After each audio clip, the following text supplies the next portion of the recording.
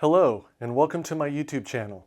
In this presentation, I will show you how I used passages from the New Testament to arrive at the date of December 31st, 2028 at 6 a.m. Using this date and time, I analyzed an astrology chart that matches the lyrics to the song Aquarius. In addition, I will analyze the quatrains of Nostradamus to confirm my analysis. Also, I will discuss the clues and methods I used in my analysis. Here is a sample of the song and an astrology chart for December 31st, 2028 at 6 a.m.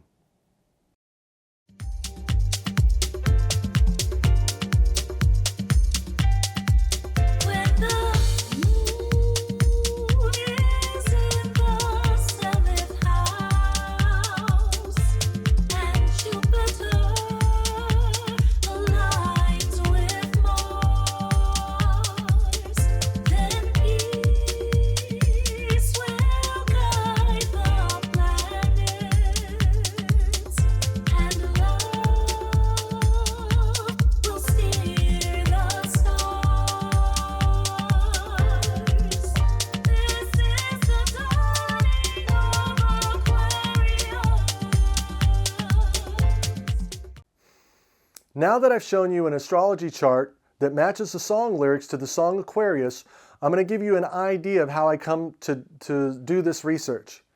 One of the books that I looked at was the book Hamlet's Mill. In that book, the authors are arguing that the mythological stories they studied are astrological allegories based upon precession of the equinoxes. Another book would be The Lost Star of Myth and Time and the accompanying documentary The Great Year. In this book and documentary, Walter Cruttenden argues that the length of precession is 2,000 years, and that when you go through all 12 signs of the zodiac, it would be a total of 24,000 years, which is known as the Great Year. The next book I looked at was The Galactic Alignment by John Major Jenkins. And in this book, he's arguing that the ancient cultures, such as the Mayans, Hindus, and Egyptians, are aware of the phenomena known as the Galactic Alignment. The next book that I looked at was The Lost Book of Nostradamus. In the History Channel presentation for this, Vincent Bridges tells us that this 8-spoked wheel is a symbol of the galactic alignment. Okay, so now putting this into my summary, in my ideas, I'm going to say, you know, the biblical stories are astrological allegories based upon precession of the equinoxes, and that the precession length is 2,000 years. But it's not exact. The one thing we have to acknowledge is what is known as the cusp. So when I mentioned that the ancient cultures are all looking at December 21st, 2012, my hypothesis is they're looking at this because these are the pictures and these are the prompts. When they look at this, this is where they're getting the material to write their stories. They're looking at where the sun, the moon, the stars, and the planets are, personifying the sun, the moon, the stars, and the planets, and just simply writing stories. Now, the issue I have here is, well, is it 2012 or is it 2028 when we go into the Aquarius? The answer is, it's both. And the reason it's both is because we have to acknowledge the astrological cusp. Just like on a monthly basis, you don't go from one astrological sign to the other. There's a crossover known as the cusp. Well, if you calculate this into the idea of precession, you say, oh, on an idea of this 2,000-year precession, we're going to have a cusp where it overlaps. So now I'm going to discuss the Jesus story. I'm going to look at passages from the New Testament, and I'm going to show you how we get the exact dates. The exact dates that I'm going to use for the precession of the Jesus story is 5 BC, 28 AD, 2012, and 2028. Here is a visualization, what I call a precessional timeline, so that now we can discuss the exact years in which the precession of the equinox happens according to the narrative in the New Testament. So Jesus is born according to Matthew's birth narrative in the time period of King Herod, and by most historical accounts, King Herod will die in 4 BC. I'm going to use the year 5 BC, and I'm going to give you the reason why in a second here. Now I'm going to use the next year of Jesus being born again in 7 AD, and this is because there's a discrepancy in the birth narratives between Matthew and Luke. Luke's birth narrative has Jesus born when Quirinius is governor of Syria and a census is taking place, and this is either in the years 6 or 7 AD. Well, I'm going to use 5 BC for Matthew's birth narrative, 7 AD for Luke's birth narrative. There is no year 0, so 5 plus 7 is 12. And as you can see, Jesus is the Son, born at the winter solstice. He goes around the 12 ages of the zodiac. He's going to be age 12, and he's going to be born again. Okay. The next date in our timeline is 28 AD. So notice that Jesus dies at age 33, and that 5 BC plus 28 AD is 33 years. The next time in our timeline is 2012 AD. Now, this is going to be the second coming of Jesus that everybody was looking for. The second coming is an astrological allegory, and that's a whole topic of another discussion. The next date is going to be 2028 AD. Notice that this fits the model of a 2,000-year precession per astrological age, where we start the age of Pisces in 28 AD, and then 2,000 years later, in 2028 AD, it's going to be the end of the age of Pisces. Okay? Now, if we look at the timelines again, there's certain biblical passages that I'm going to interpret, and it's based upon a number code that I'm going to use to show that Luke 22:10 talking about 2012, and that Matthew 28:20 is talking about the year 2028. So in the next part of this presentation, we're going to start by looking at a Star of David made out of the planets on March 2nd, 5 BC. Now we're going to look at one of the first passages from the Bible. This is Matthew chapter 2, verse number 7.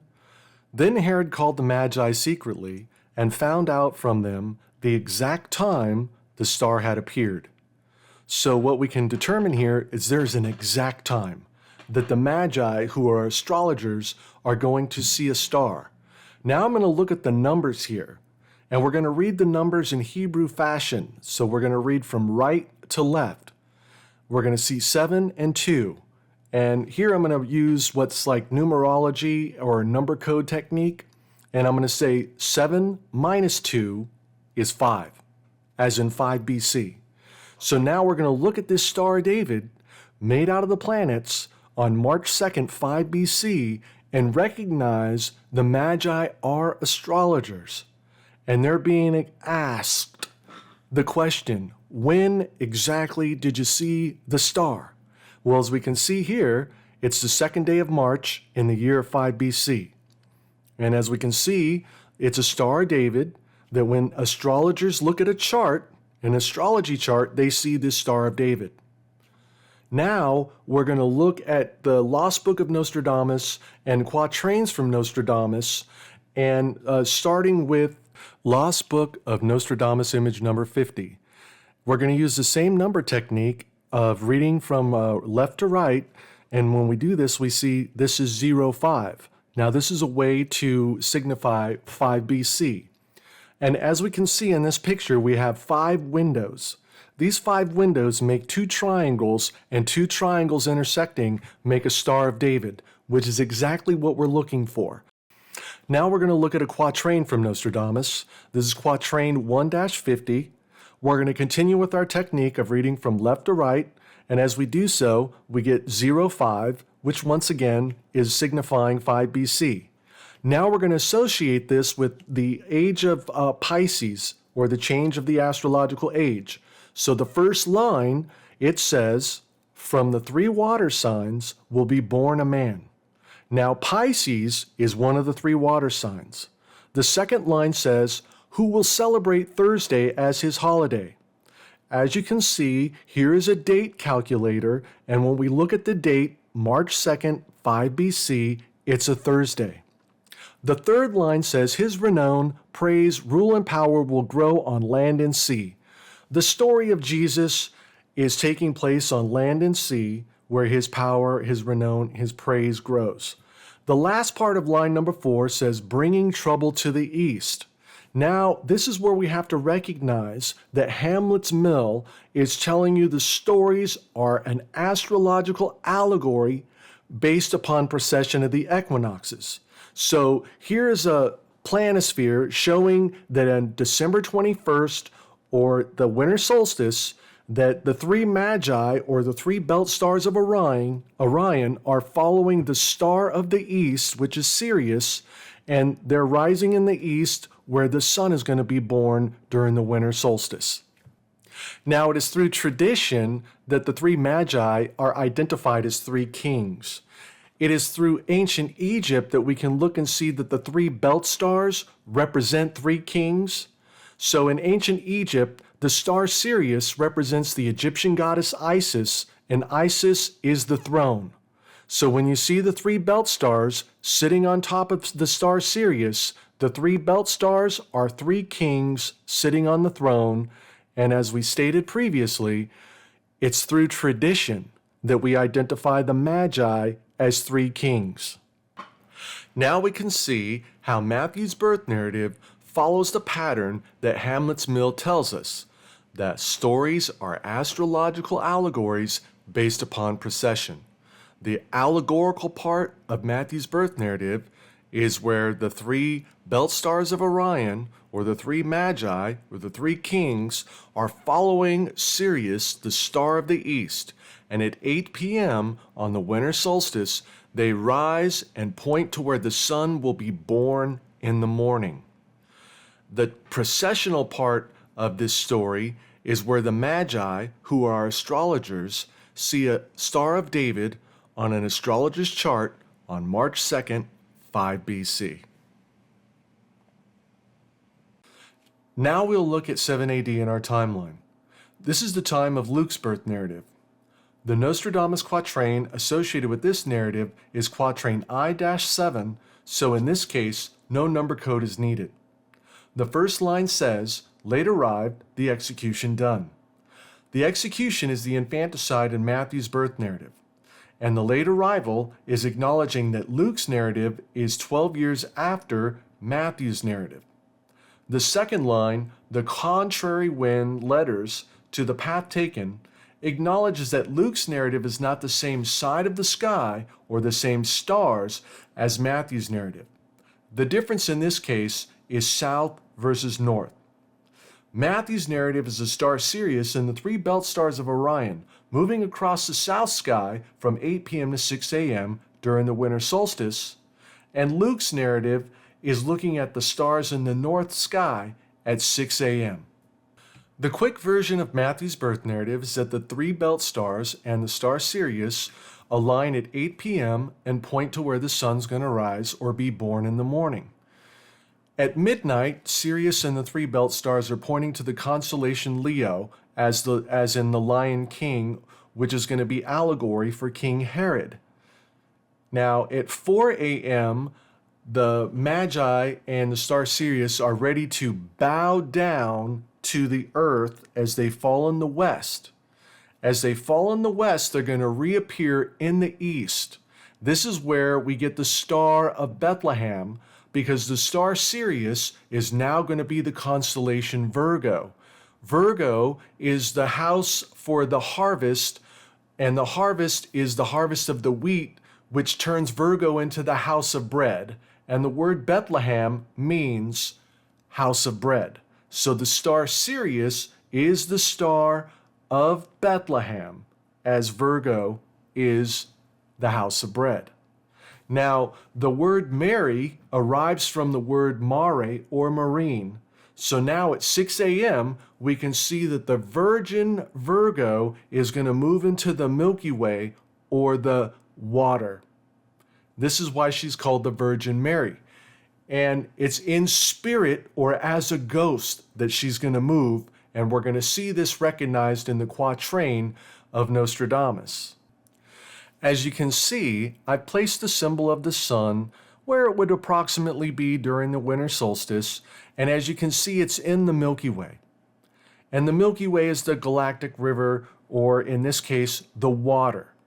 And once again, this is why the constellation Virgo, as a ghost or in spirit, is going to move into the water. Therefore, the Virgin Mary. Okay, now, as you see, Ophiuchus is in the Milky Way. So in the birth narrative, this is the baby in a basket going down a river. As you can see, Ophiuchus is labeled coffin. So at the death of the sun at the winter solstice, you can see the sun is in a coffin or a tomb where it's going to be dead for 3 days and then resurrect. Okay, now as we look at this planisphere, it's dialed in to the winter solstice at 6 a.m. on the south side. To see Luke's birth narrative, we're simply going to turn the planisphere over at 6 a.m. to the north side. Now we're looking at the north side of a planisphere at 6 a.m. And as you can see, I've highlighted the constellation Virgo, the constellation Boots, and the constellation Cancer. These are the three primary constellations used in Luke's birth narrative. Okay, so Boots is a constellation of the herdsmen or the shepherds. And this would be the shepherds that are guarding their flocks in the fields at the night during Luke's birth narrative. It is within the beehive and the constellation Cancer that we find the manger. So this is where Jesus is going to be placed in a manger, and it's important to understand that a manger is a food trough. And this is where we get the contrary part from Matthew's birth narrative to Luke's birth narrative. In both cases, they're going to be a version of the sun, the S-U-N sun, but they're different aspects.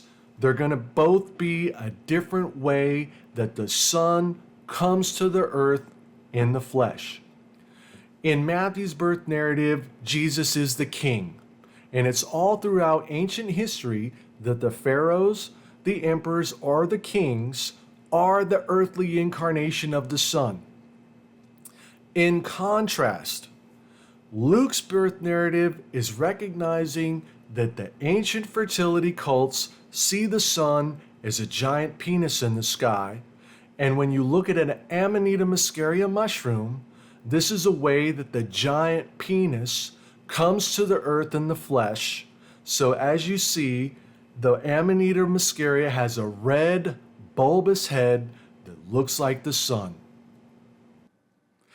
Now we're looking at Lost Book of Nostradamus, image number 24, and it's right next to the planisphere of the north side at 6 a.m., which represents the birth narrative of Luke. And symbolically, these are the same picture. So as we look to the lower right-hand corner of image number 24, we see the red arrow pointing to a foot and part of a leg. And this is in the shape of a boot, and it represents the constellation Boots. We look to the left hand of the monk where he's holding a rose, and the rose is symbolic of the constellation Virgo. We look down to the lower left side and we see the letter B, which is symbolic of the beehive in the constellation of Cancer. Okay, now we look in the monk's right hand and he's holding a sickle. If you look at the planisphere, you can see that the sickle is part of the constellation Leo, which is right above the constellation Cancer. Okay, now the number 24 would represent the night before Christmas.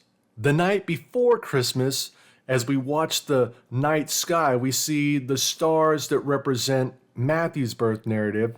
And once again, in the morning, you turn the planisphere over to the north side, and that's where we see Luke's birth narrative. Here we're looking at a picture of an Amanita muscaria mushroom next to a crab. As you can see, the crab's body is red and it's in the shape of the top of an Amanita muscaria mushroom. This is why Jesus is a food item placed in a manger. The manger's in the constellation of Cancer, and constellation of Cancer is the crab. Notice that the black arrow is pointing to the thorns on the body of the crab. I will say that this makes a crown of thorns. Now we compare a picture of the Amanita muscaria mushroom, and the white dots on top of the mushroom also make a crown of thorns. This is where Jesus gets his crown of thorns. Once again, we're looking at quatrain I-7, and I'm going to skip down to the fourth line and then come back to the third line. The fourth line says, by Rousseau, sow the enterprise.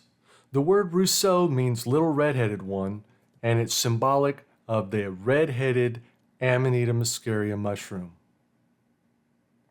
Now we can look at quatrain I-7, line number 3, where it says, the conjure 14 of a sect. Now we're looking at a planisphere, and you can see there's two arrows pointing in Virgo. One arrow is pointing at 14 hours of right inclination, and another arrow at 13 hours of right inclination. So as we said earlier, we're going to conjure the spirit or the ghost of Virgo. And here, Nostradamus is identifying Virgo at 14 hours of right inclination. Now, Nostradamus writes about 40 years before Shakespeare writes. And in Shakespeare's Macbeth, Banquo was Virgo. Virgo is the harvest season. And when we see Shakespeare's play, there's Banquo's ghost at a banquet that you would have at the harvest season in Virgo. Okay?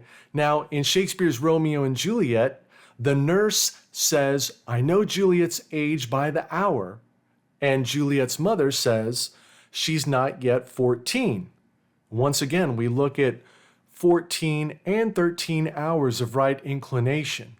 Okay, now we're going to watch the screenplay from Baz Luhrmann's version of Romeo and Juliet, and you're going to see Claire Danes fall backwards into the water.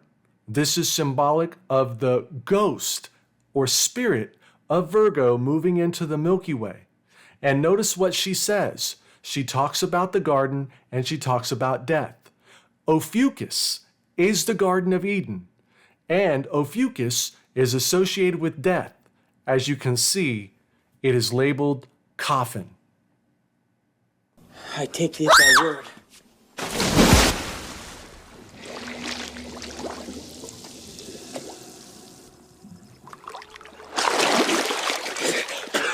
Art thou not Romeo and a Montague? Neither fair maid if either thee dislike. How camest thou hither? Tell me, and wherefore? The garden walls are high and hard to climb, and the place death, considering who thou art. The next date we're going to look at in our timeline is 28 AD. This is going to take us from the cusp of Aries Pisces into Pisces, and that the astrological age is going to last for 2,000 years up until the year 2028. Now we're going to see also that Jesus dies at 33 according to the biblical narrative. Dying at 33 is just basically recognizing that the sun is going to be born at the winter solstice, and then 365 days later, the sun is going to die. So here we use the numbers 3, 6, and 5 to demonstrate how the sun dies at 33. In the first equation, we have 3 plus the product of 6 times 5, which is 33. In the second equation, we have 3 times the sum of 6 plus 5, which is also 33. Now we're going to look at another quatrain of Nostradamus, and we're going to continue using the number code of looking at the number from left to right. So in this case, the number 82 is going to be read left to right, and it's going to be 28, as in 28 AD. In the biblical narrative, when we put it into this timeline, the year 28 is when Jesus is going to be crucified. Okay, so now we're going to read the first 2 lines of this quatrain, and it says, when the great wooden columns tremble in the south wind covered with blood. Now, we're going to look to the south side of a planisphere, and we're going to see the constellation of Orion, and we're going to see that Orion is the astrological crucifixion. So here's a visualization where I have put Jesus on the cross that we see in the constellation Orion. And as you see here, Jesus' head is next to the shoulder star of the constellation Orion. Next to your shoulder is where your head is. And that the winter triangle is actually making the hill. So putting this picture together, we see that there's a crucifixion at Skull Hill. Now we're going to look at a picture from the Lost Book of Nostradamus, and what you can see here is a tau cross on Skull Hill, and now we're going to look and see again at the planisphere. We're going to see that Jesus is crucified between the 3rd and the 9th hours. So in this case, the constellation Orion is at 6 hours of right inclination. So now we're going to look at Lost Book of Nostradamus, image 61, where 1 times 6 is 6, signifying that you see this cross at the 6th hour, and that the arrows on this cross are telling you you need to look at both sides of the planisphere to understand the story, right? So you have an arrow on both sides. When you look at the back side or the north side of this planisphere, you see why Simon Peter, in tradition, is crucified upside down. And this is just recognizing when Jesus tells Simon Peter, "Get behind me, Satan." When he gets behind him, as he's on the cross, Simon Peter will now be crucified upside down. Here it is, we're looking at information about St. Peter. And as we can see, his death and crucifixion is a different time period for Jesus, right? Jesus fits our timeline, the year 28. And here we see that Simon Peter dies somewhere between the year 64 and the year 68, where he is crucified in the city of Rome during the time period of Nero. Okay, so as a result, now we're going to look to quatrain number 66, right? So there's 2 reasons. One, we're looking at the year between 64 and 68, which is 66. And another reason is we're looking at 6 hours of right inclination on both the south and the north side of a planisphere. So the first line of quatrain 6-6 says, "There will appear towards the north." Notice that we're looking to the north side of the planisphere, and we see the crucifixion upside down. Now, in the next Lost Book of Nostradamus image we're going to look at, it's going to sort out line number 2, where it says, "Not far from Cancer, the bearded star." So in the next picture, we're going to compare it to a planisphere, and we're going to see where Cancer is. And it's the beehive, and it's the bees that make a beard. You know, if a man had a bunch of bees on his face, he'd have a beard made out of bees. Okay, we're going to skip the 3rd line, and now we're going to go to the 4th line that says, "The Great One of Rome will die the night over." Okay, this is going to be Simon Peter, who's crucified in Rome in the story, and it's an allegory for the crucifixion that we see in the night sky. Now we're going to go back to the 3rd line, and what I've done is I've made a map of these 4 cities, and I've connected the dots, I've drawn a line, and what you see is a cross that's upside down, which is exactly what we're looking for, right? The first line says, "Look to the north," and what we do is look to the north side of a planisphere, and we see the crucifixion that happens upside down. Now we're going to look at Lost Book of Nostradamus, image number 28, which keeps in line with our idea that we're looking at the year 28 and Simon Peter crucified upside down.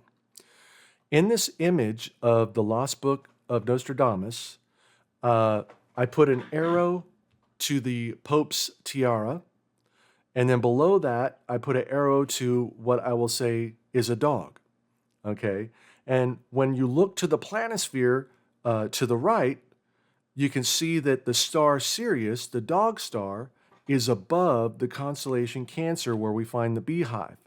So the important thing to understand here is the Lost Book of Nostradamus is symbolic of this planisphere, but it's upside down, as in keeping in context that Simon Peter is going to be crucified upside down.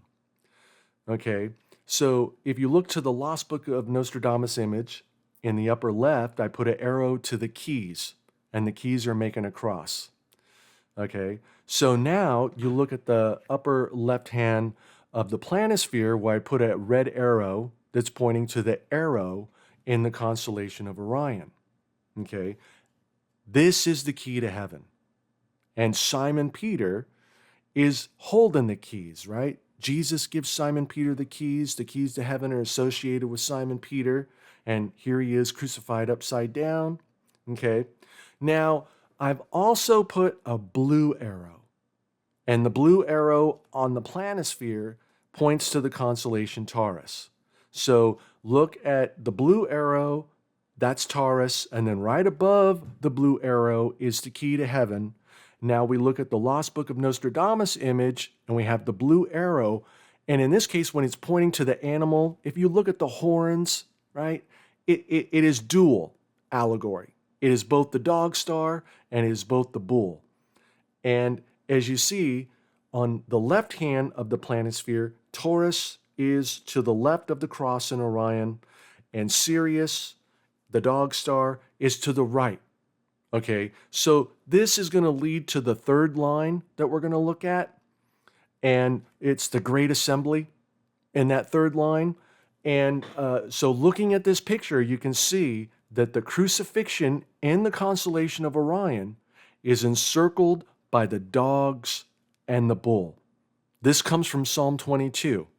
Now, if you look at the shaded area, right, in between Taurus and Sirius, you see the blue shaded area. This is the Milky Way. In Psalm 22, the character is poured out like water. So this is identifying the crucifixion of Jesus with Psalm 22. And when we read the New Testament and Jesus is saying, my God, why have you forsaken me? This is directly from Psalm 22. That statement is pointing you to Psalm 22 so you can see the similarities in the crucifixion. Now we're looking at Psalm 22, verse 25, and we can see that Nostradamus is copying directly from this. It reads, "From you comes the theme of my praise in the great assembly." So it appears that line 3 is referencing Psalm 22 and the assembly of the characters in this biblical passage. Okay, so now we're looking at Lost Book of Nostradamus, image number 15, and notice that 1 plus 5 is 6, so once again we're looking at 6 hours of right inclination, and that's where we find the cross inside of the constellation Orion, and in this picture we find the cross inside of the character in the image. Okay, now we look into the character's left hand, and he's holding the keys to heaven. So once again, I'm saying that in the constellation of Orion, the arrow represents the keys to heaven. Okay, so now we're going to read from Psalm 22, and it's going to be line 20, and it says, "Deliver me from the sword, my precious life from the power of the dogs." So now we look at the lower right-hand part of this picture, and we see the dog holding the sword.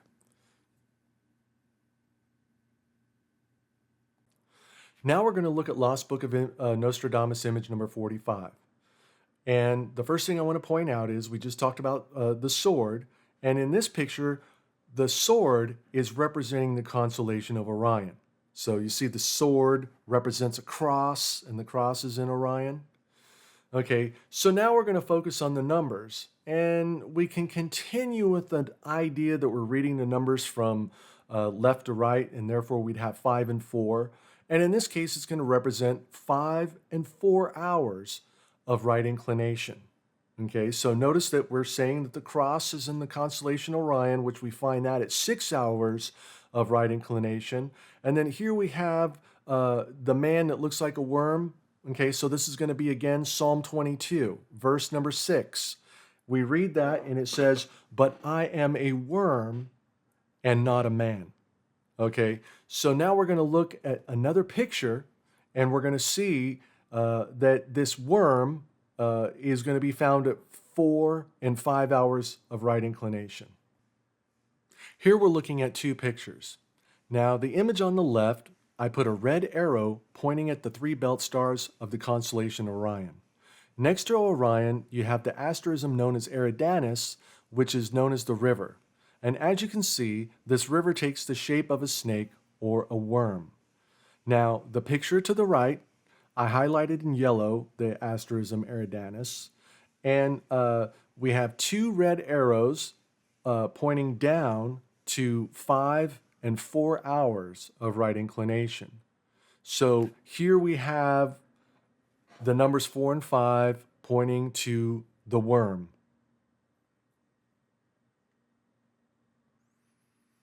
Now we're looking at quatrain 82, which again read backwards is the year 28. And we can see that this is the year Jesus is going to be crucified. And the first line says the great wooden columns, which is the crosses that Jesus is going to be crucified on. And we see in the south wind, so this happens on the south side of a planisphere, covered with blood. The crucifixion is a bloody scene. The third line says such a great assembly then pours forth. So we see that he's under the Milky Way and he's above the river Eridanus. We see the great assembly are all these characters from Psalm 22, where he's encircled by the dogs, Procyon and Sirius. He's encircled by the bull, Taurus, and he takes the shape of a sword. Okay, so now we're going to look at line 4, and we're going to keep in the theme of the cross and the crucifixion. Okay, line 4 reads that Vienna and the land of Austria will tremble. Now we're going to look at the coat of arms for the city Vienna, and we see it's a cross. Okay, now we're going to talk about the trembling that we see at the end of line 1 and the end of line 4. So we see the word tremble twice. Okay, this is where we're now going to transition into the year 2012, because 2012 is the second coming of Jesus, and it's going to be when we go into the Age of Aquarius, and it's going to explain why we have to tremble. Now we're looking at Lost Book of Nostradamus, image number 35. And what we see in the center of this picture is the 8-spoked wheel. In the History Channel documentary, the commentator Vincent Bridges tells us that the 8-spoked wheel is a symbol of the galactic alignment, which is the winter solstice of December 21st, 2012. Okay. Now the next picture we're looking at is an Egyptian pyramid. And as we can see, built into the pyramid is the 8-spoked wheel. This is not by accident, because it was much more difficult to build the pyramid in this fashion. So this is on purpose. Here is another picture of the Egyptian pyramid, and what you see are the 4 cardinal points of the Age of Aquarius, which are the lion, the eagle, the ox, and the man. Here is a picture of Sumerian sun symbol. Now I put the Egyptian pyramid with the 4 cardinal points next to the Sumerian sun symbol. And what I want you to recognize is in the same 4 positions where we have the 4 cardinal points in the Egyptian pyramid is where we have the squiggly lines on the Sumerian sun seal. This is because the writers of the stories are recognizing at the galactic alignment, we're not going into the Age of Aquarius as you would look at the astronomy and it would be perfectly in that age. Once again, we're looking at the astrological age being averaged out. So because it's just being averaged out, in the stories, there's going to be a mechanism to actually bring in the age.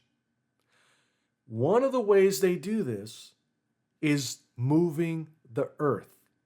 So in the more extreme examples of some of these 2012 doomsday stories, some of these analysts looked at the idea that the North and the South Pole would reverse, that the earth would tilt 180 degrees.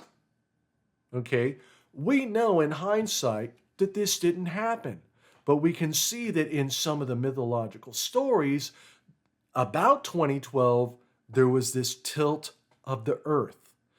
When we look at that squiggly line, we recognize that one way to bring in the Age of Aquarius would be to simply change the angles that we're looking at all these constellations by tilting or moving the earth.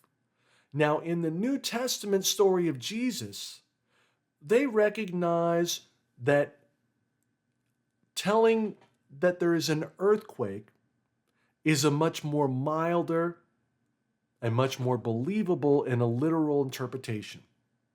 So when we look at the idea that Jesus has an earthquake at his crucifixion, and that Nostradamus is acknowledging in two different lines that there's a tremble, it's acknowledging that the second coming of Jesus is the astrological allegory based upon the astronomy of December 21st, 2012.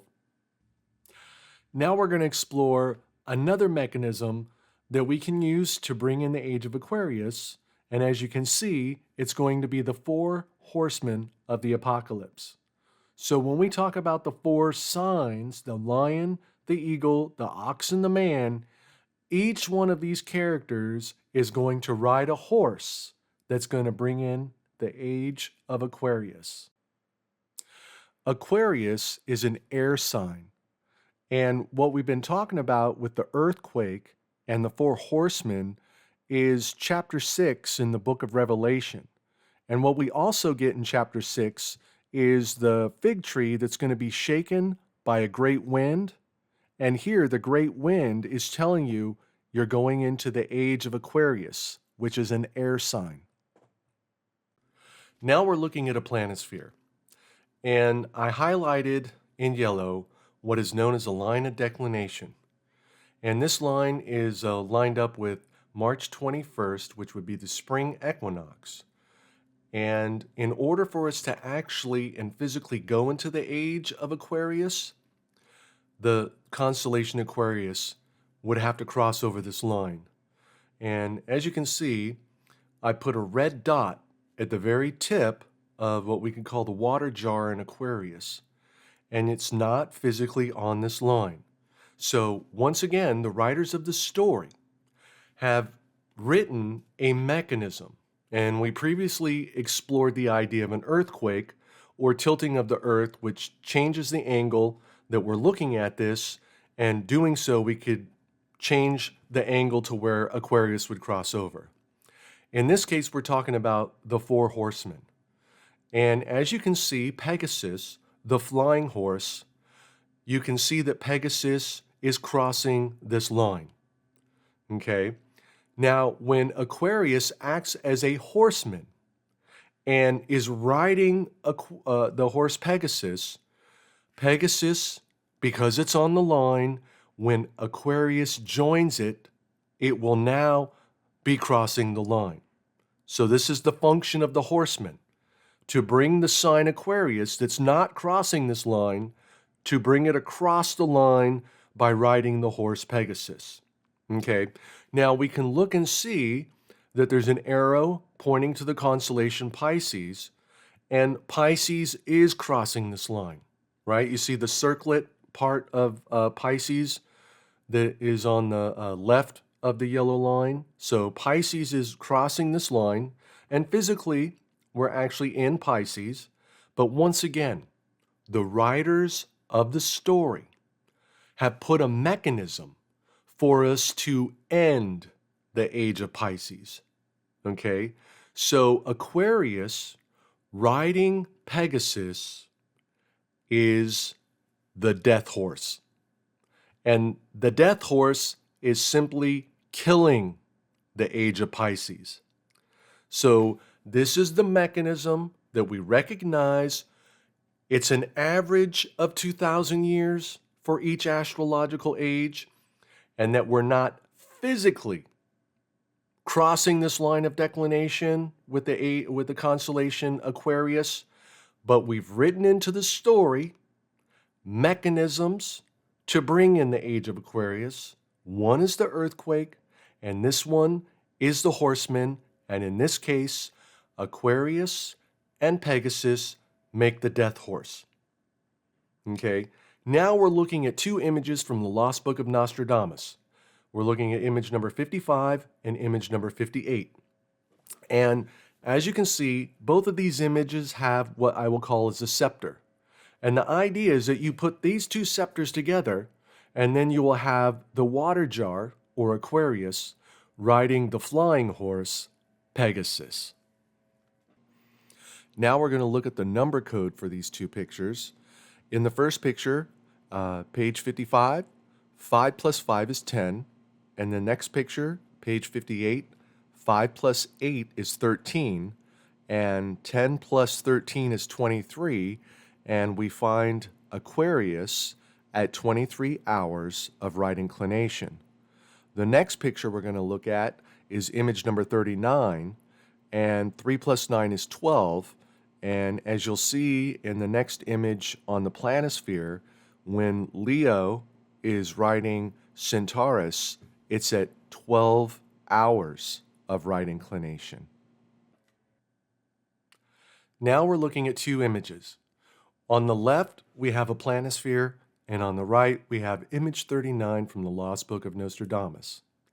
Once again, on the planisphere, I put a red dot.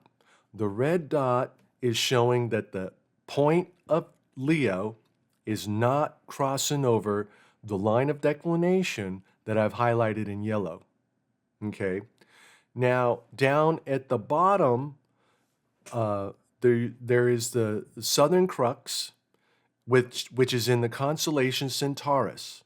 Okay. And together, Leo, he's going to ride the horse Centaurus so that he can cross over the yellow line of declination. And together they make the black horsemen. Okay, so notice that I put two blue arrows, one at Virgo and one at Libra. The black horseman is known as the food merchant, and it mentions the wheat and the barley, okay, which is what you find in the harvest season in Virgo.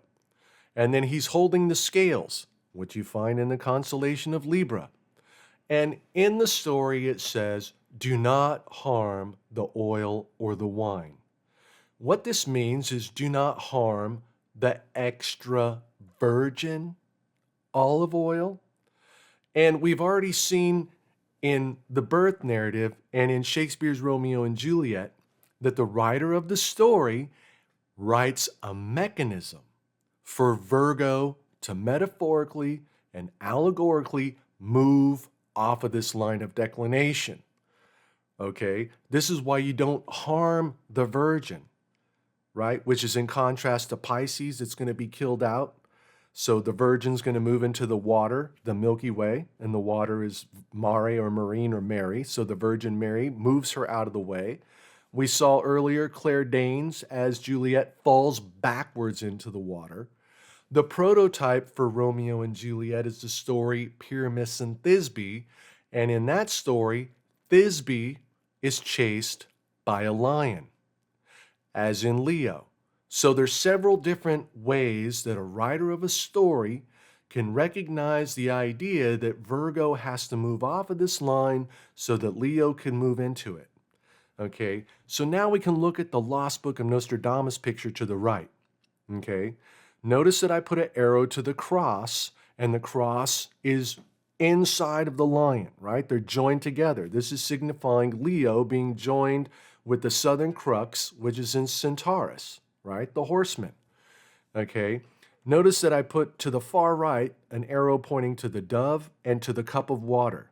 So the dove is Corvus and the cup is Crater that I put arrows on into the planisphere.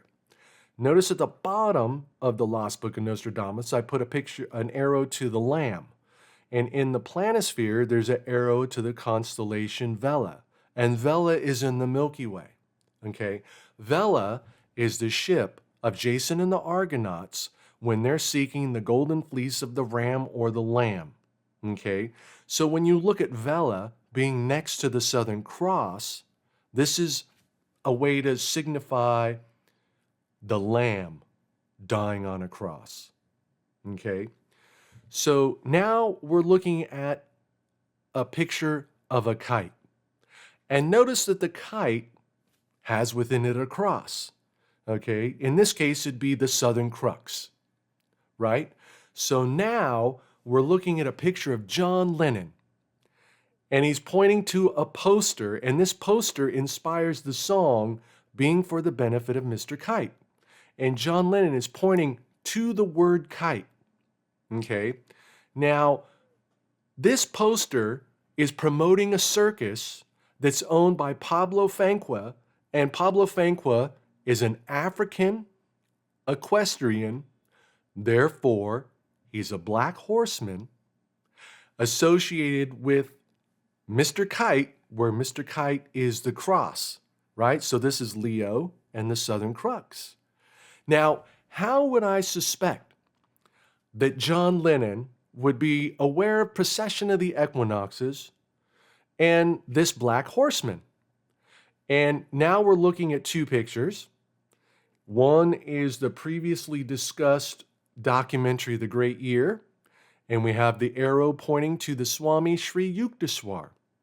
And to the right, we have the album cover for Sgt. Pepper's Lonely Hearts Club Band, and the number one character in this collage is once again the Swami Sri Yukteswar.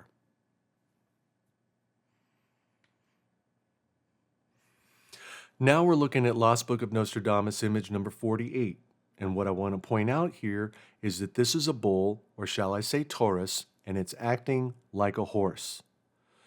Now we're looking at a planisphere, and to the left, we have an arrow pointing to the constellation of Taurus, and to the right, we have an arrow pointing to what I want to say are the hairs of the constellation of Orion. And I would say that constellation of Orion is crossing over this yellow line of declination, and this is going to be the red horseman. Taurus is identified by the star Aldebaran. Aldebaran is the red eye. So this is how we get the red horseman. And we previously discussed the sword in the constellation of Orion, and the red horseman is carrying a sword. Okay. Now we're looking at Lost Book of Nostradamus, image number 38. And what we have is a horse-man character, and the man is red. He is carrying a sword, and he's pointing the sword at what I will say is a large dog, and in this case, the large dog would be Canis Major, or the star Sirius. Now we're looking at Lost Book of Nostradamus, image number 40 and 43. To the left, we see the horse with a crown. So the white horse is going to have a crown, and then we look to the right, we see the white horse stabbing the sun. This is symbolic of the constellation Sagittarius, which is the archer with the bow and the arrow, and Sagittarius is where the sun dies. So allegorically, metaphorically, Sagittarius stabs the sun and kills it, just like a Roman soldier stabs Jesus when he's on the cross. Now we're looking at the planisphere, and we can see that Scorpio is going to ride the horse Sagittarius to cross over the yellow line of declination. I put a red dot at the end of the constellation Scorpio, and we can see it's close to the line, but it's going to need some help to get over that line. Underneath Sagittarius, we have the constellation Corona Australis, and this is where the white horseman gets its crown. And of course, the bow and arrow of the white horseman is the constellation Sagittarius. Once again, we're looking at the picture of the four horsemen of the apocalypse, recognizing that this is one of the mechanisms that a story writer could use to bring in the Age of Aquarius. And the white horse is going to represent Scorpio, which is the eagle, and it's going to be riding the horseman Sagittarius. And Sagittarius is the archer with the bow and the arrow. He's wearing the crown, which represents Corona Australis. Behind him is the red horseman, and the red horse is Taurus, and the rider is Orion. And we discussed that in the constellation Orion is where you find the great sword. Behind the red horseman is the black horseman carrying the scales. The black horse is Leo, riding the horse Centaurus, and it's above Centaurus that we see the scales of Libra. And the last horse is the death horse, which is Aquarius riding the horse Pegasus, and together they kill off the age of Pisces. Now we're going to watch a clip from the 1979 movie Hair. What I want you to pay attention to are the two police officers riding the black and the white horse, and the two hippies that are acting like horses are going to represent the red and the pale horse. So it's the cape that the hippies are twirling around that is red and pastel colors, representing the red and the pale horses.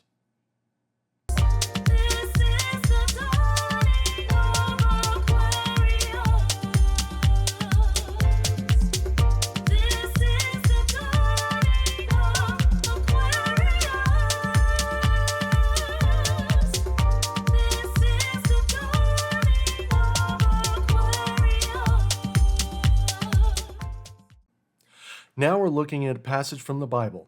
This is Matthew 12:32, and I want to focus on the last of the third line and the fourth line, where it says either in this age or the age to come. And what I want to focus on is the words either or, because now we're going to look at the numbers of this passage. The numbers are 12 and 32. And as you can see, I put red arrows on the number 2 and the number 12, and a red arrow on the number 2 that's in the number 32.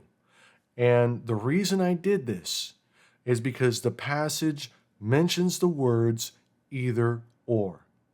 And as a result, when we look at the numbers 2 being in the second and the fourth position, we can switch these numbers and the number would still be 1232.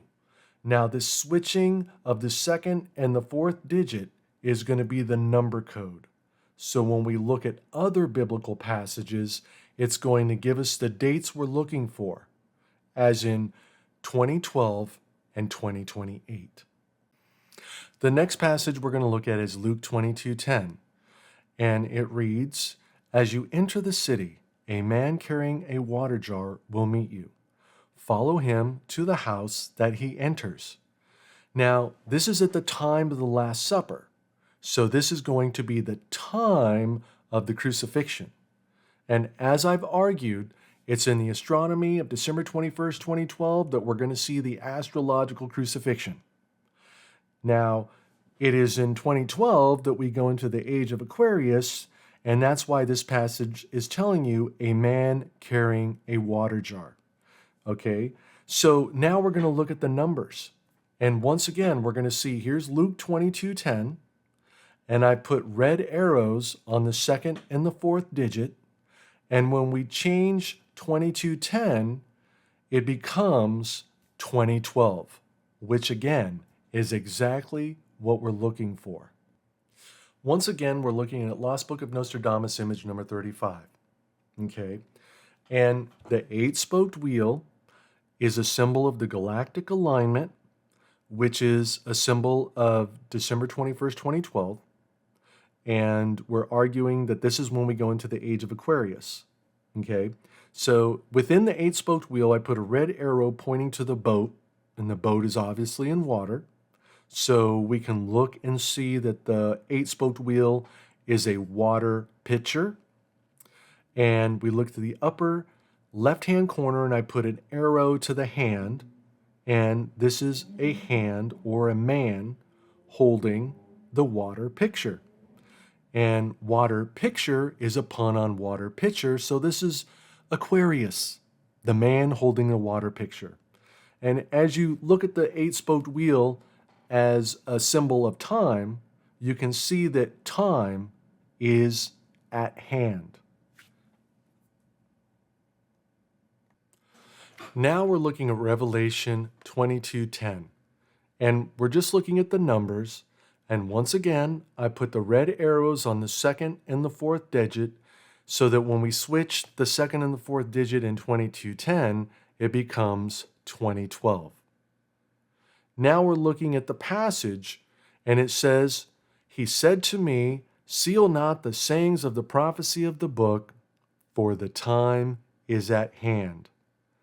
You know, like the time of the eight-spoked wheel that we see at hand in image number 35 from the Lost Book of Nostradamus. What we're looking at now is called a Greek cipher. And as you can see, it's 5 columns by 5 columns. As a result, we have 25 boxes. And each box has a letter of the alphabet, with the exception of the box that contains the letter I and J. So this is going to be part of our code-breaking technique, right? The quatrains of Nostradamus are using Roman numerals as in an I. And we're going to see by using the Greek cipher how we can look at the quatrains of Nostradamus and come up with the exact date of 2012. Now we're looking at 5 lines of numbers. And the first line is II-10. This comes from quatrain 210 from the quatrains of Nostradamus. The second line, I put IJ-10, and this is where we're using the Greek cipher, right? Now, the third line is recognizing that the I and the J are interchangeable, so we look at the second line, IJ-10 becomes II-10 in the third line. And the fourth line just recognizes that II-10 is 2210. Now, we've already used the code-breaking technique of changing the second and the fourth digits in the number 2210, and that's where we see in the fifth line 2012. So now that we've used 2 different code-breaking techniques, right, the Greek cipher and then the second and the fourth digit technique, we're going to look at quatrain 2-10, and we're going to see if this quatrain has anything at all to do with the galactic alignment and the change of the astrological age. The first line of this quatrain says, "Before long, everything shall be put in order." Well, now that's exactly what we're looking at, where we see the galactic alignment and the Earth and the Sun and the center of the Milky Way galaxy are in order or in alignment. The second line says we can look forward to a very sinister age. There's the magic word we're looking for, age, right? And just to kind of see how this will be sinister, we can see Nostradamus having some fun with the third and the fourth line, where he says, "The state of the whores and monks exchanged, they shall find few prepared to retain their proper rank." So we think of the monks down on their knees praying, and we think of what are the whores doing when they're down on their knees. Now we're looking at the numbers for quatrain 1-10. And notice we use the Greek cipher in the second line, and we get IJ10, and that becomes the third line, 210. And now we could just repeat the process we did with quatrain 210 to get to 2012. Now we're looking at quatrain 1-10. And the first line says, "A coffin is put into the vault of iron." Okay, so now we're looking at a planisphere.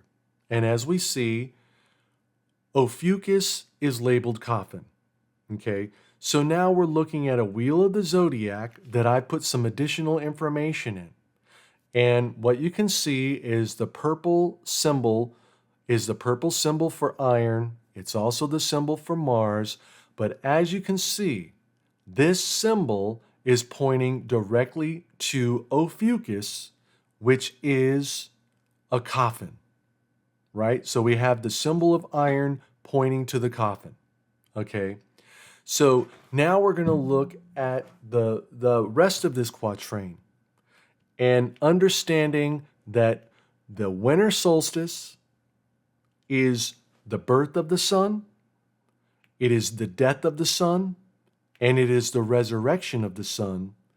And when we think in terms of 2012, what I'm trying to argue is This is the astronomy that they're looking at when they write the biblical stories, which is the birth of the Son, the death of the Son, and the resurrection of the Son. So we look at line number 2, where the 7 children of the king are held. And all throughout history, the pharaohs, the emperors, and the king are the earthly incarnation of the Son. And we can look at the example that Jesus is going to be the King of the Jews. So the birth of the Son is the birth of the King. We're going to skip down to the last line where it says, lamenting to see thus dead the fruit of their line. Okay? This is referencing that at the galactic alignment, the winter solstice, it's the death of the sun. The third line says the ancestors and forebears will come forth from the depths of hell. Ophiuchus is located in the Milky Way, and the Milky Way is the lake of fire. So Ophiuchus is the house of God, and if you're kicked out of Ophiuchus, you're in the lake of fire, which is the Milky Way. Okay? So this is the reference of coming from the depths of hell. Now, the ancestors and forebears that are going to resurrect when Jesus resurrects, those ancestors and forebears are the saints that resurrect in Matthew 27:52. Okay, so kind of reviewing the first line, the coffin and the vault of iron, you really have to appreciate the galactic alignment, and that this symbol for iron is pointing to the center of the Milky Way galaxy. So another arrow that I put down there is down at the lower left-hand corner. You see the blue arrow that is between Gemini and Taurus, and you have the character for Orion. So another way to think of the galactic alignment is that Orion has the perfect viewpoint. So if you follow that blue arrow, you'll see the center of the picture where I put an arrow to the earth, okay? And you follow that line, right, following the purple arrow that's pointing to the sun, which is between Scorpio and Sagittarius, and then you follow that line to where I put a red arrow pointing to the galaxy, which represents the Milky Way galaxy. And during the alignment, we'd be looking at the center of that galaxy. Okay, so now we can look at the next biblical passage and use our number code technique. Now we're looking at the numbers for Matthew 28:20. Once again, I've put the red arrows on the second and the fourth digit. And in this case, when we switch those, the 8 and the 0 are going to switch, and we end up with the number 2028, which when we look at our timeline, I'm saying that the astrological age is going to be 2,000 years. We start the age of Pisces in the year 28, and we're going to end the age of Pisces in 2028.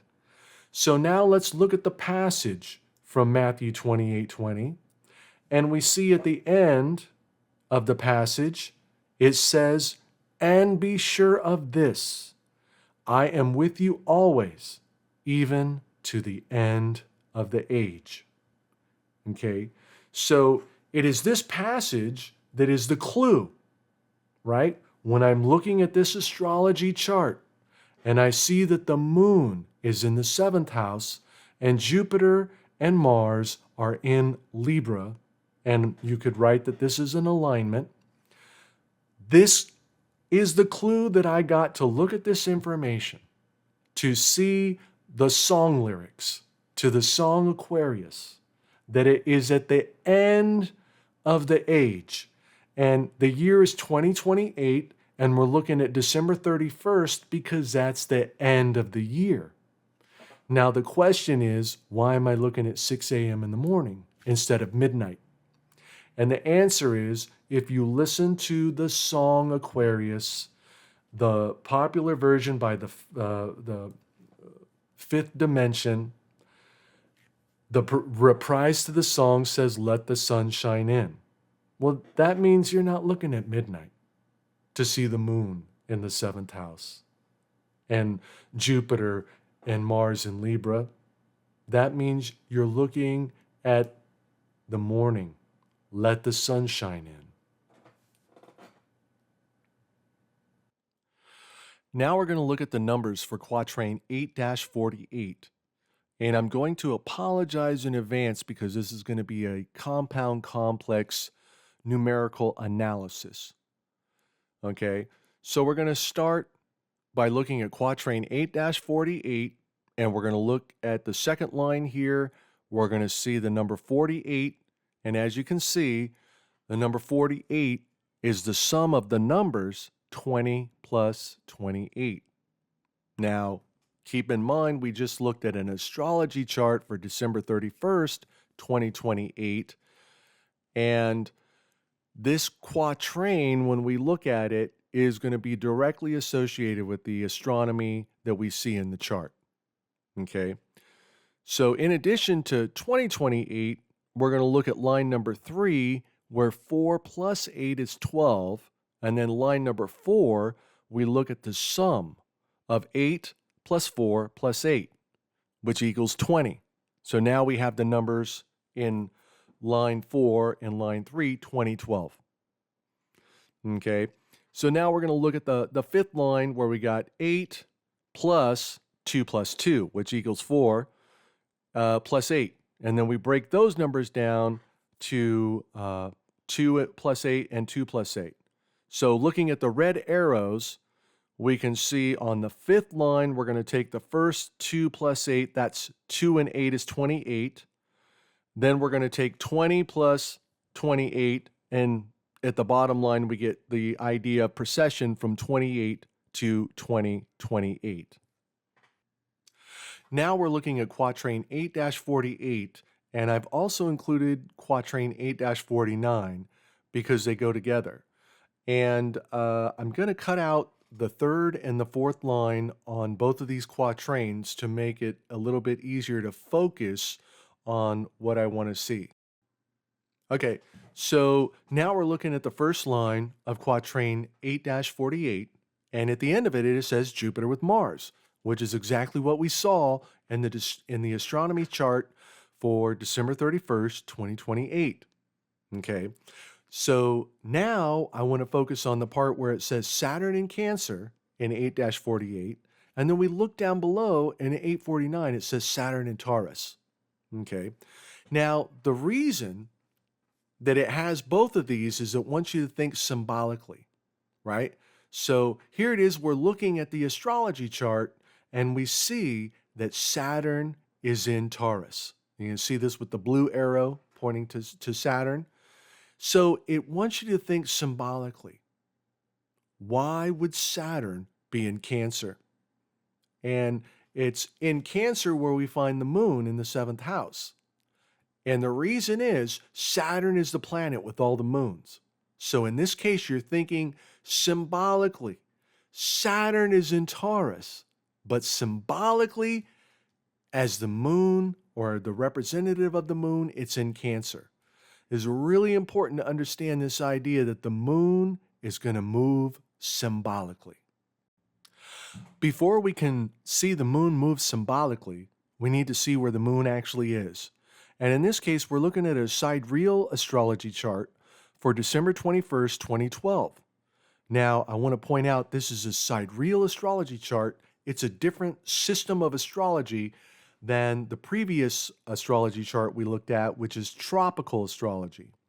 Now, when Hamlet's Mill says that the ancients are transmitting knowledge through myth, it's important that we look at this idea that they're transmitting the knowledge of both tropical and sidereal astrology as they use both systems in their stories. So here we can see there's a red arrow pointing to the moon, and the moon is in Pisces. Now, in the biblical story, the allegory is Simon and Andrew are the two fishermen, and they represent the two fish of Pisces. Now, Simon is going to take on the persona of the moon or the rock And that's why Simon is going to be called Peter or Petra, which means rock. And you can see right here, the moon is in Pisces. So Simon is going to take on the persona of the moon. Now we're looking at Lost Book of Nostradamus, image number 35 again. This time I put an arrow pointing to the rooster and then an arrow pointing to the man holding the tail of a lion, which is representative of the constellation Orion. So we're going to look at why the rooster is so important during the galactic alignment, or December 21st, 2012. Now we're looking at a picture of the moon, and this is how the moon would appear during a galactic alignment, and some would say that this is a half moon. But what I want you to understand is when we look at the moon in total, we see only half of the moon. There's another half of the moon that we can't see on the backside of the moon. So the focus here is to understand on each side of the moon, the side we can see and the side we can't see, on each side there's 2 quarters. So when we look at this picture, we see 1/4 of the moon lit up by the sun, and therefore we can understand that in total there's 3/4 of the moon that are denying the sun. So this is how Simon Peter, who is the moon, denies Jesus 3 times, as Jesus is the sun. So this is the moon denying the sun 3 times before the cock crows. Now we're looking at 2 Corinthians chapter 11, verse 14. And it says, "And no wonder, for Satan himself masquerades as an angel of light." So in this case, the angel of light is the moon, and the moon is Satan. So through legend, Satan was once one of God's brightest angels, and then it turns to the dark side. So this is just the moon cycle. During a full moon, the moon is glorifying God, and then as the moon turns to a new moon cycle, the moon turns to the dark side. Now we're looking at Matthew 16:23 and Luke 23:26. In Matthew, it says, Jesus turned and said to Peter, "Get behind me, Satan." So this is Simon Peter.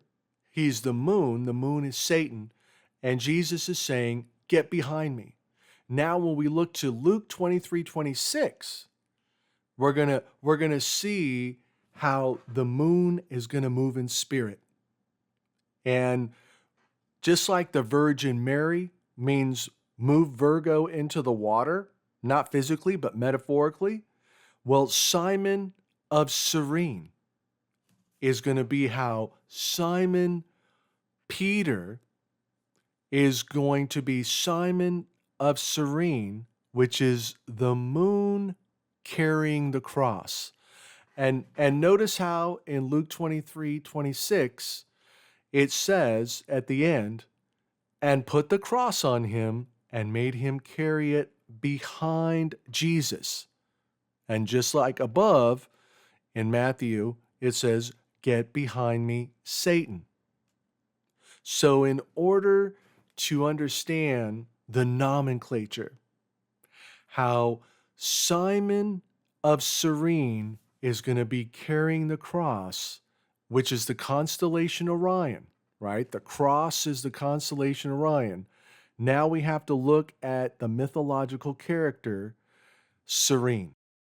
The mythological character of Cyrene is that she is a girl lion killer. So just like the constellation of Orion is pictured holding the tail of a lion, he's the hunter of a lion, and Cyrene has her 2 hunting dogs, and these are possibly the hunting dogs, the dog stars Sirius and Procyon. And she is also associated with the goddess Artemis. She's a companion of Artemis, so she's associated with the moon goddess. And we look at this picture here and it says Cyrene and cattle. So this would be the constellation of Orion is next to the constellation Taurus. As you can see here, the moon goddess Diana is described as a goddess of the countryside. And it is in Luke 23:26 that we're told that Simon of Cyrene is coming from the country. Now we're looking at Lost Book of Nostradamus, image number 35 again. And this time I want to focus on the eight-spoked wheel, because now we're going to look at other images that have the eight-spoked wheel within them. Now we're looking at Lost Book Nostradamus, image number 70. And as you can see within this, right below the eight-spoked wheel are three moons. And this represents the three moon cycles, also known as the three witches, which would be the first quarter moon, the full moon, and the third quarter moon. But what this image is telling us is to think in terms of the moon cycle. And as I previously stated, at a full moon, right, Satan, the moon, is glorifying God. At the new moon, it is turned to the dark side, so Satan is dark-sided. And as we look at this picture of the moon that we describe as how the moon looks on December 21st, 2012, or the galactic alignment, this is the first quarter moon. Now we're looking at Lost Book of Nostradamus, image number 69. It has the eight-spoked wheel, and below the wheel is the moon. And we see to the left is a character that's blindfolded holding a bow and arrow. So this is the constellation of Orion. He's a hunter and he has his arrow. He, in the mythology, is blinded. So that's why he's wearing a blindfold. And then we have the association that here's Cyrene. She's also a hunter, a huntress. She's associated with the moon goddess, Artemis. So she's associated with all the moon gods like Diana and Hecate. And now we look and see that Orion is above Taurus. And so now we're going to look at Lost Book of Nostradamus, image number 48. Okay, so I've also put a planisphere next to this image. I want to point out the number 48 is really important. It's a number that appears in the quatrain we looked at, which is 8-48, and I'm going to foreshadow to a quatrain we're going to look at in a few moments here, which is quatrain I-48. But as we look at this image, we see the bull, which is symbolic of Taurus, and it has the moon above it. And as we look at the planisphere, we see I put a red arrow to the constellation Taurus, and then I put another red arrow to the constellation Orion, where we're going to find the astrological cross, and then I put a symbol of the moon, where the moon is symbolic of carrying the cross. And you can see the relationship between the picture and of the Lost Book and the picture in the planisphere. Now we're looking at Lost Book of Nostradamus, image number 18. And as you can see here in the upper right-hand corner, we have the moon carrying a cross. And as I'm going to demonstrate, the cross is made by 5 stars in the constellation of Orion. So what we're looking at here is the astrological crucifixion at Skull Hill. So the winter triangle is what makes the hill. And the winter triangle is comprised of the stars Betelgeuse, Sirius, and Procyon, where Sirius and Procyon are the dog stars. They're the dog of the hunter Orion. Now, the crucifixion, where I put Jesus here, is the top of the cross is the star Betelgeuse, and Betelgeuse is the shoulder star. So next to your shoulder is your skull. So this is how you have a crucifixion at Skull Hill. The middle of the cross, where we see Jesus' waist, is the 3 belt stars of Orion. And when we look down at Jesus' shin, that's where we see the star Rigel. So when we look at image number 18, and we see that there's 5 stars that are the moon carrying the cross, the 5 stars that make the cross are Betelgeuse, which is a shoulder star, the 3 belt stars of Orion, and the star Rigel. Now we're looking at Lost Book of Nostradamus, image number 53. And what we can see is a tau cross on a hill with the skull and the moon. So this is a crucifixion at Skull Hill, and as we can see, it's symbolic of the moon carrying the cross. Now we're looking at Lost Book Nostradamus, image number 45. And we previously discussed how the sword is the sword in Psalm 22, and the sword is in the shape of a cross, so it's the constellation of Orion. And as we can see below is the moon, and this is symbolic of the moon carrying the cross. And in this case, It's symbolic of Simon Peter taking a sword and cutting the ear of a Roman servant who is named Malchus. Now, the name Malchus means king. And we're going to see in the next picture the king that he's cutting the ear of. Now we're looking at Lost Book of Nostradamus, image number 66. And the king here is Leo, the Lion King. And he has a bloody head wound right about where his ear would be. So this is how we tie Simon Peter and Simon and Serene. Serene is a hunter of the lion. And then here, Simon Peter is cutting the ear of a king, or Malchus, whose names means king.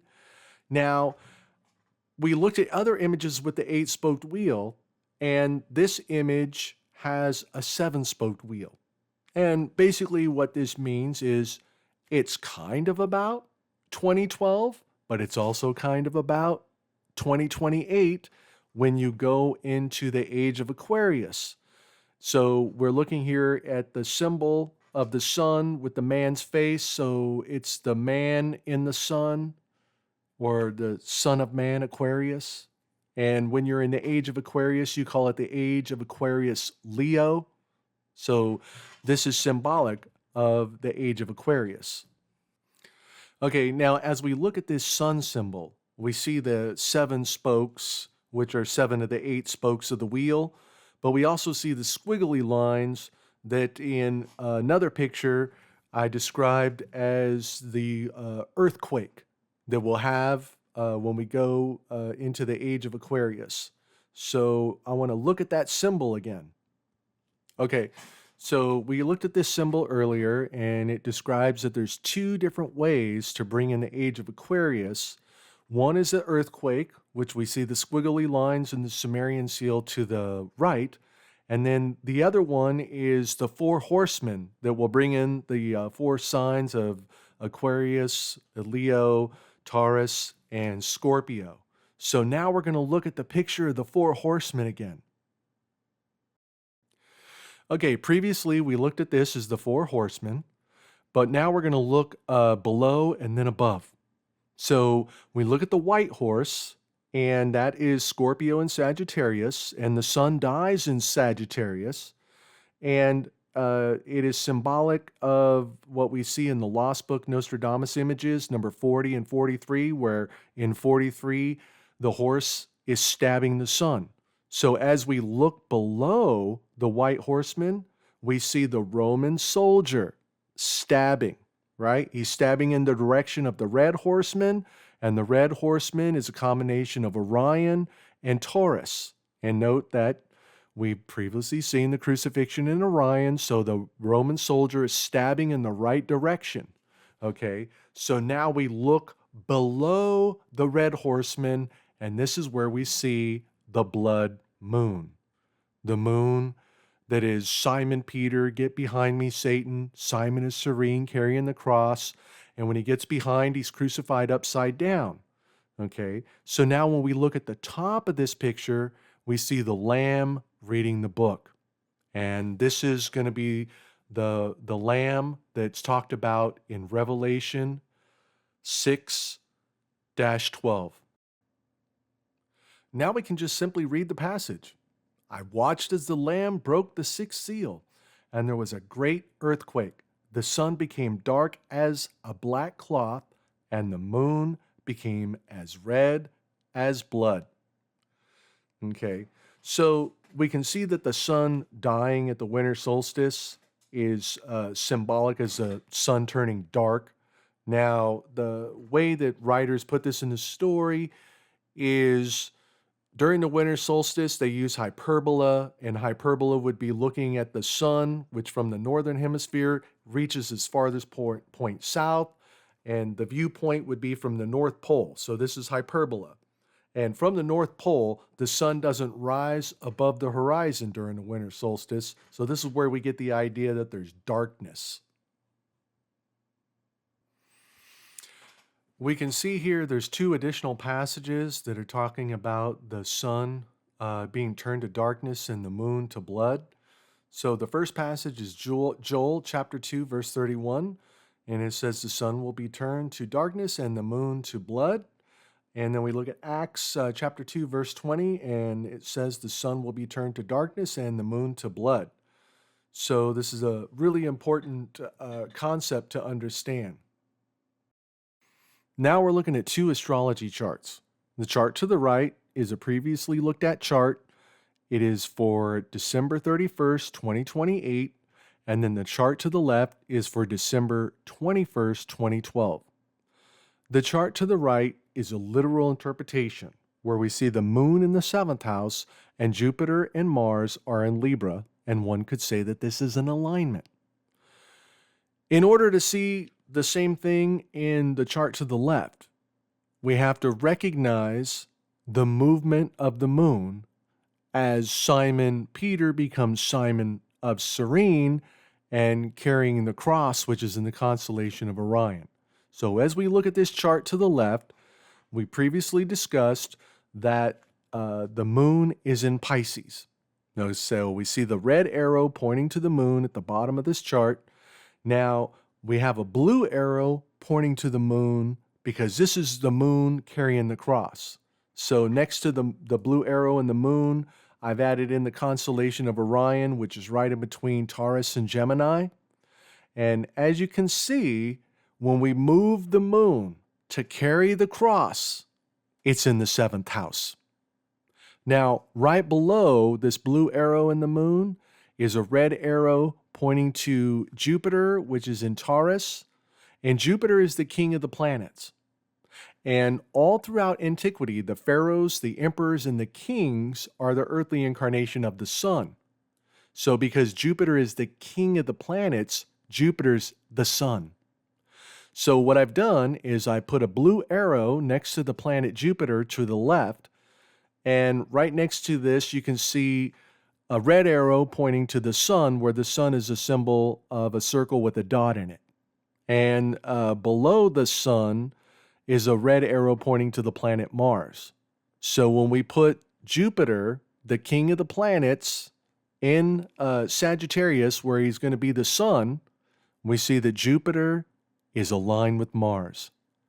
So in both charts, we can see, right, when I'm arguing that we're going into the age of Aquarius and we look at the cusp, and then we can look in both of these charts and see the lyrics to the song, when the moon is in the 7th house and Jupiter is aligned with Mars.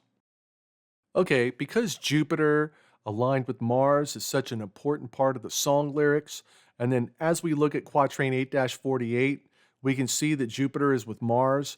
And in my number code analysis, 8-48 both represented the year 2028 and the year 2012. Okay, so what I want to look at is in line 1 of quatrain 8-49, it says Mars in Sagittarius. Okay, now that's what we see when we look at the astrology chart for December 21st, 2012.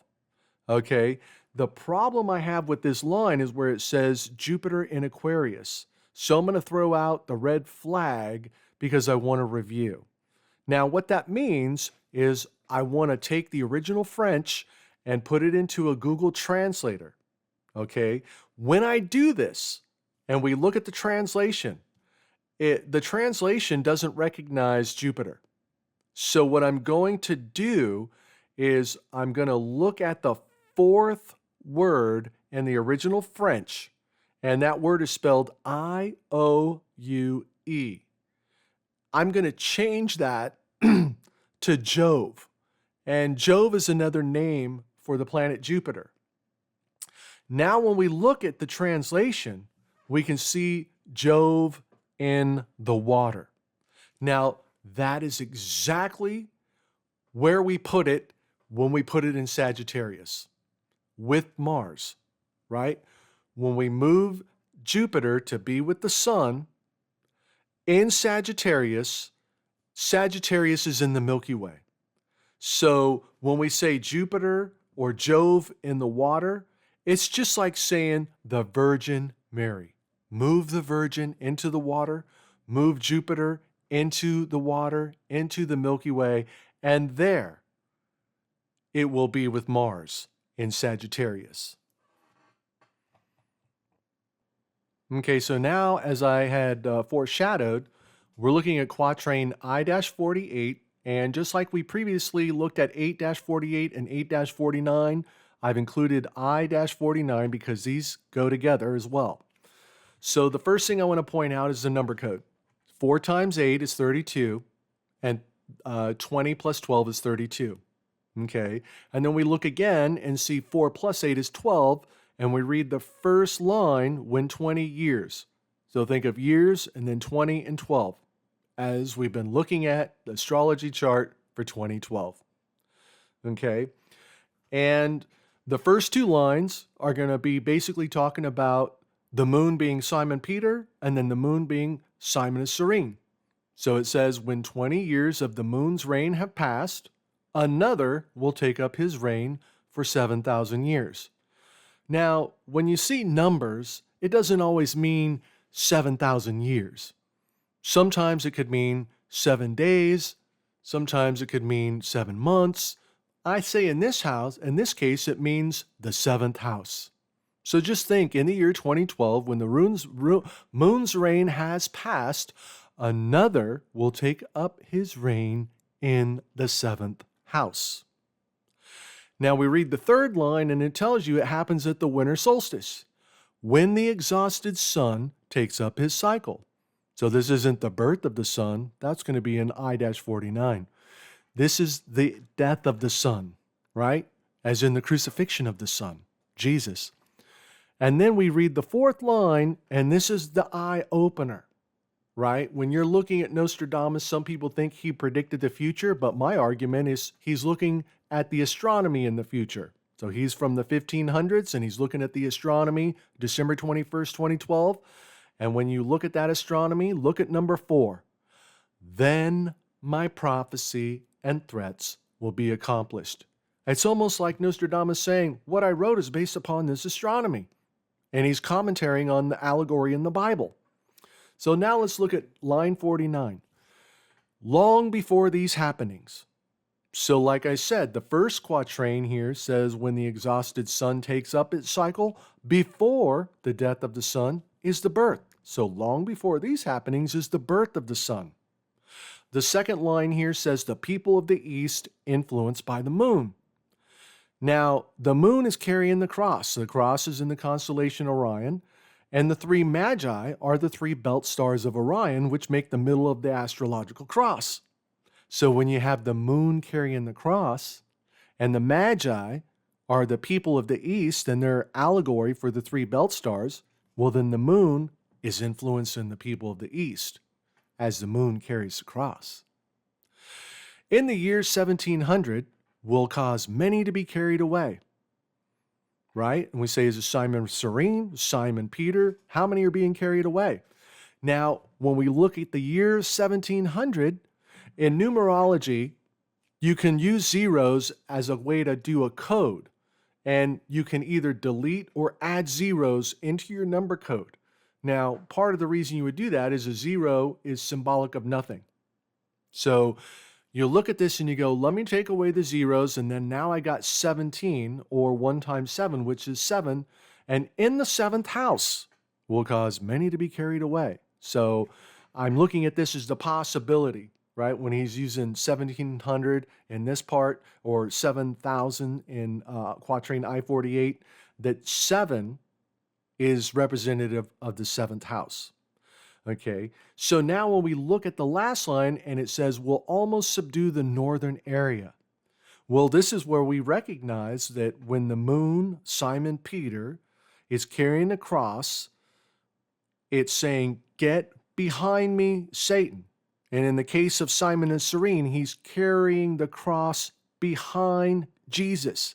Now, this is on the northern side of a planisphere, where we see that the cross would be upside down, but what we have to recognize is we're looking at this quatrain and it's about the birth. So in regards to the birth, when we look to the northern side, this is the side of Luke's birth narrative, which is about the magic mushroom being placed in a manger, which is a food item. And this is where we look at Simon of Cyrene being the father of Alexander and Rufus. And as we discussed earlier in Luke's birth narrative, the magic mushroom has a crown of thorns, as in Alexander the Great, the king. And then we look at the idea that the other son of Simon of Cyrene is Rufus. And Rufus means red-haired one. Well, Nostradamus used the word Rousseau, and as we see, this is symbolic of the magic mushroom, the little red-headed one. Now we're looking at quatrain I-84, and as we previously have done, reading from right to left, the number's 48. And once again, it talks about the moon. Here it says, the moon is obscured in deep gloom. So when the moon is carrying the cross in the constellation Orion, Orion is in the Milky Way or the deep gloom. The second line says, his brother becomes bright red in color. In this case, his brother would be Jesus, who's covered in blood. The third line says, the great one hidden for a long time in the shadow. Well, Simon Peter, the moon, is behind Jesus, hidden in his shadow. And the last part says, will hold the blade in the bloody wound. So once again, this is where Simon Peter is cutting the ear of Malchus. So here's a picture of Simon Peter cutting the ear of Malchus. And notice in the top of the picture, we have the moon in the clouds. Or as in line 1, the moon is obscured in deep gloom. Now, another concept that we can think of while looking at this picture is we can see that the moon is at the very top or above, and that Simon Peter cutting the ear of Malchus is at the very bottom or below. So in this case, we can think of that which is above is also below. The moon that's in the sky is personified as Simon Peter on earth. That which is above is also below. Now, many scholars have pointed out that many of the ideas in the Christian religion have been borrowed from the Egyptian religion. So I'm going to read a quote out of my college textbook. And here it says, you are to be in my place, my vicar. Thus you shall be called Thoth, the vicar of Re. Well, we see that Thoth is the moon, and we see that Re is the sun. And this is very similar to Simon Peter, the moon, being the vicar or second in charge to Jesus, who is the sun. Now we're looking at Lost Book of Nostradamus, image number 35. Again, now I've got an arrow to the left, and it's pointing to the eagle with the crown. And this is symbolic of the white horseman, which is Scorpio, and it's Sagittarius, and then below Sagittarius is Corona Australis, okay? And next to this character, we see the purple character. This is going to be Virgo. She's holding a sheaf of wheat in her hand, and she's purple because she's noble, as she's going to give birth to the sun, which is the kings, okay? So now that we look at a planisphere, we can see that Sagittarius and Scorpio are located where the Milky Way is. And the sun is in Scorpio for 8 days, and the sun is in Sagittarius for approximately 33 days. When you add this together, it's 41, and it gets rounded to 40. Okay, so this area of the Milky Way, in the myth of Noah, the Milky Way is the 40 days and 40 nights of rain. And in the case of the story of Moses, it's going to be the Red Sea. So he's going to part the Red Sea, but this time it's going to be 40 years. Okay? So when you put Virgo, who's moving into this area, as we look at image number 35, she's moving into that area. That's signifying the Virgin Mary that's moving into the water. And when you consider the idea that this is 40 years in the Milky Way, well, then she would be the 40-year-old virgin. And I'm going to end this video the same way they end that movie. And I think you'll recognize the song. Thank you. And please like and subscribe.